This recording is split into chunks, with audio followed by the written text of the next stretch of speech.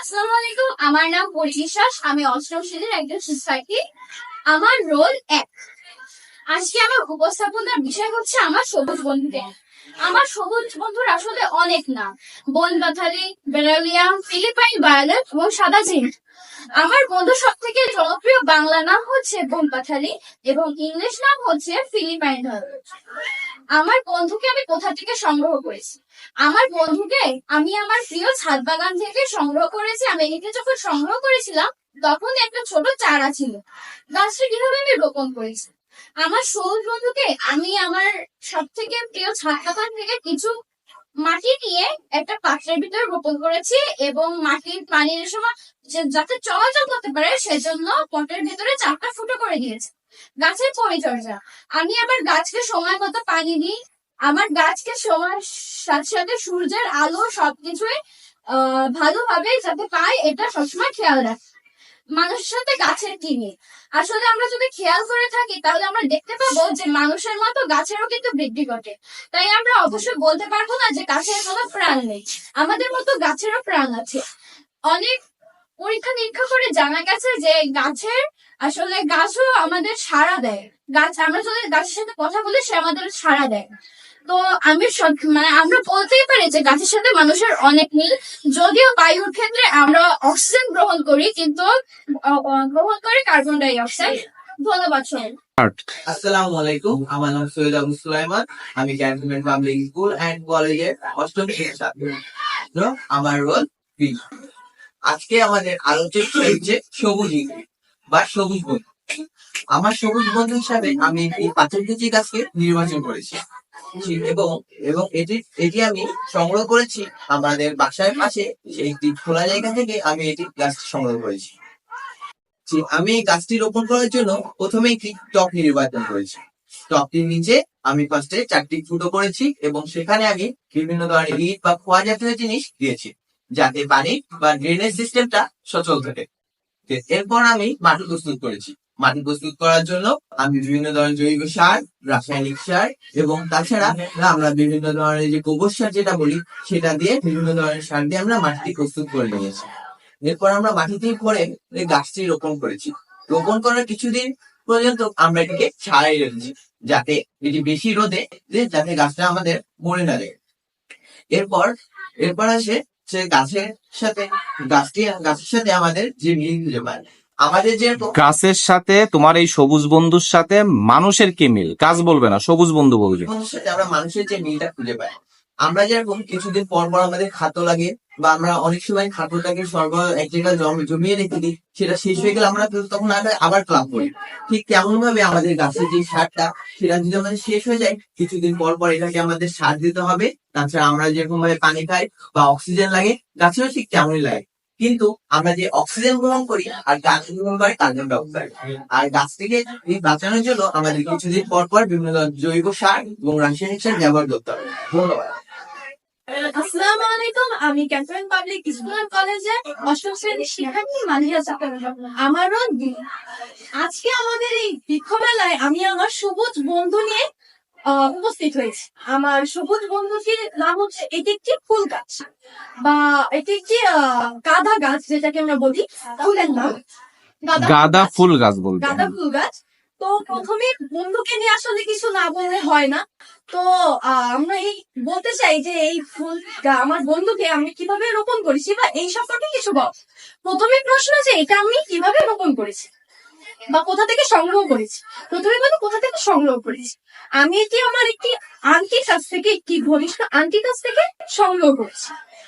রোপণ কিভাবে করেছি, আমার বাসায় একটি দইয়ের টাটি ছিল, সেখানে আমি ওই মাটি সহ গাছটি নিয়ে আমার দইয়ের টাটিতে রোপণ করেছি। আচ্ছা, এইবার আসলে মানুষের সাথে আসলে গাছের কি মিল? মানুষের সাথে আসলে গাছের কিন্তু অনেক মিলই আছে। যেমন মানুষ খাদ্য গ্রহণ করে, আমরা সবাই জানি। গাছেরও কিন্তু তেমন একটি খাদ্য গ্রহণের প্রক্রিয়া রয়েছে বা গাছেরও কিন্তু খাদ্যের দরকার। আমরা সবাই জানি আমরা অক্সিজেন গ্রহণ করে বেঁচে, গাছও তেমন কিন্তু কার্বন ডাই অক্সাইড গ্রহণ করে বেঁচে, আমরা কি সবাই। এছাড়া আমরা মানুষ, আমাদের আলো বাতাস প্রতিনিয়ত দরকার। এছাড়া গাছেরও কিন্তু আলো বাতাস প্রতিনিয়ত দরকার। ধন্যবাদ। আসসালামু আলাইকুম, আমি ক্যান্টনমেন্ট পাবলিক স্কুল এন্ড কলেজের অষ্টম শ্রেণীর একজন ছাত্র। আমার নাম তাজিম আব্দুল্লাহ। আমার রোল নাম 30। আজকে আমি আমার সবুজ বন্ধুকে নিয়ে আপনাদের সামনে উপস্থিত হয়েছি। আমার সবুজ বন্ধুটির নাম হলো বেবি টিয়ার্স। আজকে আমি তার সম্বন্ধে আপনাদের সামনে উপস্থাপন করব। এই গাছ এই আমার বন্ধুটিকে আমি আমার অতি ঘনিষ্ঠ একজন বন্ধুর কাছে সংগ্রহ করেছি।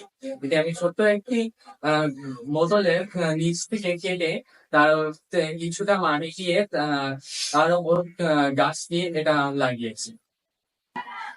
এবার আসি মানুষ এবং আমার সবুজ বন্ধুর সাথে কি মিল। মানুষ এবং আমার সবুজ বন্ধুর সাথে অনেকই মিল। এর মধ্যে আমি পাঁচটি আপনাদের সামনে উপস্থাপন করি। প্রথম হলো বৃদ্ধি ও বিকাশ। গাছ এবং মানুষ দুইজনের শরীরে মাইটোসিস বিভাজন ঘটে থাকে। এর মাধ্যমে দুইজনের এই শরীর বৃদ্ধি পায়। পরিবর্তন ও অভিযোজন। জীবন ধারণকে সুন্দর ও উন্নত করার জন্য গাছ ও মানুষের মতো অভিযোজিত হয়। মানুষ যেমন পরিবেশের উপর ভিত্তি করে পরিবর্তিত হয়, গাছও তেমনই পরিবেশের উপর ভিত্তি করে পরিবর্তিত হয়। পানির উপর নির্ভর। এই গাছ পানির উপর নির্ভর করে বেঁচে থাকে এবং আহ, আমরা মানুষও পানির উপর নির্ভর করে বেঁচে থাকি। গ্যাস বিনিময়। মানুষ যেমন পরিবেশ থেকে O2 গ্রহণ করে এবং CO2 ত্যাগ করে, তেমনি গাছ CO2 গ্রহণ করে এবং O2 ত্যাগ করে যায়। আসসালামু আলাইকুম, আমি সার্জিল ইসলাম, আমার রোল 24। আজকে আমাদের উপস্থাপনার বিষয়বস্তু হলো সবুজ বন্ধু। আমার নির্বাচিত সবুজ বন্ধুর নাম হলো গোলাপ গাছ। এটি আমি মূলত একটি নার্সারি থেকে সংগ্রহ করেছি। এটি আমি প্রথমে একটি নার্সারি থেকে সংগ্রহ করে এনেছি বাসায়, তারপর মাটি প্রস্তুত করেছি, করে টবে রোপণ করেছি। এটি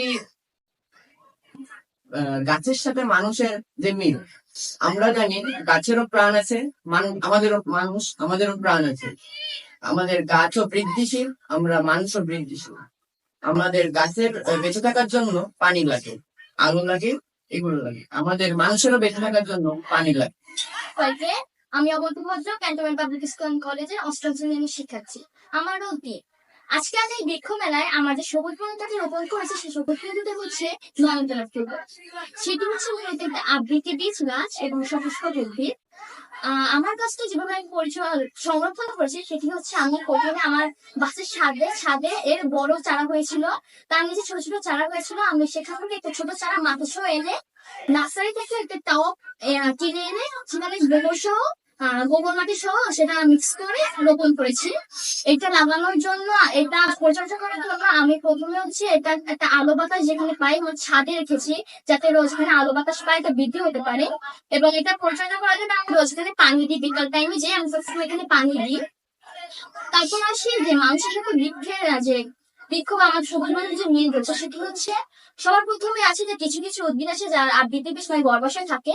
মানুষেরও তেমন মাইটোসিস কোষ তৈরি, কোষ দিয়ে তৈরি, তাদেরও গর্ভাশয় থাকে। তারা বিস্তার করে, গাছ তেমন বংশ বিস্তার করে। মানুষ বৃদ্ধি হওয়ার জন্য যেমন খাদ্য এবং পানি প্রয়োজন, গাছেরও তেমন খাদ্য এবং পানির প্রয়োজন বৃদ্ধি হওয়ার জন্য। আমাদের সব থেকে বড় বিষয় হচ্ছে মানুষের জীবন, মানুষ যেমন জীবন আছে, তার একটা জীবন গ্রহণ করে, ঠিক তেমন গাছের একটা জীবন আছে। ধন্যবাদ। আসসালামু আলাইকুম, আমি ক্যান্টনমেন্ট পাবলিক স্কুল এন্ড কলেজের অষ্টম শ্রেণীর একজন শিক্ষার্থী। আমার রোল 11 এবং আমার নাম রাসেল। আজ আমি আমার সবুজ বন্ধু নিয়ে বলবো এবং আমি আমার সবুজ বন্ধু নির্বাচন করেছি অ্যালোভেরা। আমি এটা কোথা থেকে সংগ্রহ করেছি? আমি এটা সংগ্রহ করেছি আমার বাসার পিছনে যে বাগান ছিল সেখান থেকে, আমার নিজের বাগান, ওইখান থেকে আমি গাছটিকে সংগ্রহ করে একটি টবে লাগিয়েছি। আমি এটাকে কিভাবে পরিচর্যা করেছি? আমি প্রথমে এই গাছটি একটি টবে লাগিয়েছি এবং আমি টবে প্রকৃত মাটি ব্যবহার করেছি এবং এটা আমি টানা 1 সপ্তাহ ধরে আমি এটা পরিচর্যা করেছি, পানি দিয়েছি এবং হালকা রোদের মধ্যে রাখছি যাতে গাছটা না মরে। গাছের মধ্যে এবং আমার সবুজ বন্ধু এবং মানুষের মধ্যে যেসব মিল, পরিবর্তন ও অভিভাবক। জীব ধারণকে সুন্দর ও উন্নত করার জন্য গাছ মানুষের মতো অভিযোজিত হয়। মানুষ যেমন পরিবেশের উপর ভিত্তি করে পরিবর্তিত হয়, গাছও তেমনি পানি ও আদর প্রাপত্য অনুসারে নিজেকে পরিবর্তন করতে পারে। পানির উপর নির্ভরতা। গাছ ও মানুষ উভয়ের বেঁচে থাকার জন্য পানি অত্যাবশ্যক। গ্যাসীয় বিনিময়। মানুষ যেমন পরিবেশ থেকে O2 গ্রহণ করে এবং পরিবেশ CO2 ত্যাগ করে, তেমনই গাছ CO2 গ্রহণ করে এবং O2 ত্যাগ করে। হয় কি? মানুষ যেমন কোনো ক্ষতস্থান সরিয়ে তোলে, গাছও তেমনই নিজের ক্ষতস্থান ছড়াতে পারে। ধন্যবাদ। আসসালামু আলাইকুম, আমি তাসমিয়া তোয়া। আমি ক্যান্টনমেন্ট পাবলিক স্কুল অ্যান্ড কলেজের অষ্টম শ্রেণীর একজন শিক্ষার্থী। আজ বৃক্ষ মেলায় আমি তোমাদের সাথে একটি গাছ উপস্থাপন করছি। এই গাছটি হলো অ্যালোভেরা গাছ। প্রথমে বলি অ্যালোভেরা গাছটি কোন জাতীয় উদ্ভিদ। এটি হলো অসংখ্য উদ্ভিদ, নববীজ উদ্ভিদ এবং একবীজপত্রী উদ্ভিদ। এবার বলি গাছটিকে আমি কোথা থেকে সংগ্রহ করেছি। গাছটি এনেছি আমি আমার আন্টির বাসা থেকে। এই গাছটি লাগানোর জন্য আগে আমি একটি টব বেছে নিয়েছি। টবের নিচে একটি ফুটো করেছি যাতে পানিগুলো জমে না থেকে বাইরে বের হয়ে যায়। তারপর মাটি প্রস্তুত করেছি। মাটিটি আমি গোবর সার ও ডিমের খোসার সাথে প্রস্তুত করেছি, ফলে গাছটিতে অনেক সার হবে এবং গাছের বৃদ্ধি দ্রুত ঘটবে। মাটিগুলো কোথা থেকে সংগ্রহ করছিলেন? মাটি সংগ্রহ করছি মানে ছাদ বাগান থেকে। ছাদ বাগান থেকে। গুড। তারপর আমি গাছটিকে রোপণ করে দিয়েছি। এই গাছটি পরিচর্যার জন্য আমি নিয়মিত পরিচর্যা করি, যেমন নিয়মিত পানি দিই গাছে। আবার এই গাছে অতিরিক্ত পানি দেওয়া যাবে না, ফলে গাছের গোড়া পচে যেতে পারে। তারপর বলি গাছটির সাথে মানুষের অর্থাৎ আমাদের কিছু মিল। এই গাছের সাথে আমাদের সবচেয়ে বড় মিল হলো যে এই গাছটিরও প্রাণ আছে এবং আমাদেরও প্রাণ আছে। তারপর হলো গাছ যখন অভিযোজিত হয়, মানুষ অভিযোজিত হয়, গাছের বংশ বিস্তার ঘটে, মানুষের বংশ বিস্তার ঘটে থাকে মাইটোসিস প্রক্রিয়ার মাধ্যমে। তারপর হলো গাছের বেঁচে থাকার জন্য পানি প্রয়োজন এবং মানুষের বিস্তারের জন্য সবচেয়ে বড় উপাদান হলো পানি প্রয়োজন। ওকে, ধন্যবাদ, অনেক ভালো বলছো তুমি। আসসালামু আলাইকুম। ক্যান্টনমেন্ট পাবলিক স্কুল অ্যান্ড কলেজের অষ্টম শ্রেণীর বিষয়ক সবুজ বন্ধু মেলায় উপস্থিত দেখেছেন মোহসান ইসলাম। আমার সবুজ বন্ধুর নাম হচ্ছে গোলাপ ফুল গাছ। এটি একটি কালো গোলাপ ফুল গাছ। সর্বপ্রথম আমি বলতে চাই আমি এই গাছটি কোথা থেকে সংগ্রহ করেছি। মূলত এই গাছটি আচ্ছা, কি ফুল গাছ বললে? গোলাপ ফুল গাছ। কি কি গোলাপ? ভালো গোলাপ। কালো গোলাপ হলে অবশ্যই আগে আমাকে একটা দিবে। ঠিক আছে। মূলত এই গাছটি আমি আমার বাসার পিছনের একটি নার্সারি থেকে নিয়েছি, যেখানে অনেকগুলো গাছ রয়েছে, সেখান থেকে আমি এটি নিয়েছি। এরপর আমি মাটি রোপণ করেছি আমার বাসার উপরে এক আন্টির ছাদ বাগান আছে, সেখান থেকে আমি মাটি নিয়েছি এবং গোবর সার দ্বারা মাটি প্রস্তুত করে গাছটি রোপণ করেছি। দ্বিতীয়ত হচ্ছে মানুষের সাথে এটির কি মিল রয়েছে। মানুষ এবং গাছ দুটি জীব এবং উভয়েরই প্রাণ আছে। স্যার জগদীশ চন্দ্র বসুর মতে গাছের প্রাণ আছে এবং মানুষের অবশ্যই প্রাণ আছে, এটা জানা কথা সকলেই। যদি গাছের কাছে কখনো কোনো প্রকার ধারালো বস্তু নেওয়া হয়, তাহলে গাছ একটি রিফ্লেক্ট করে, অর্থাৎ সে ভয়ানক সে ভয় পায়। অর্থাৎ আমরা যদি এখানে মাইক লাগিয়ে থাকি, তাহলে আমরা বুঝতে পারবো এই গাছও কিন্তু সাউন্ড করে।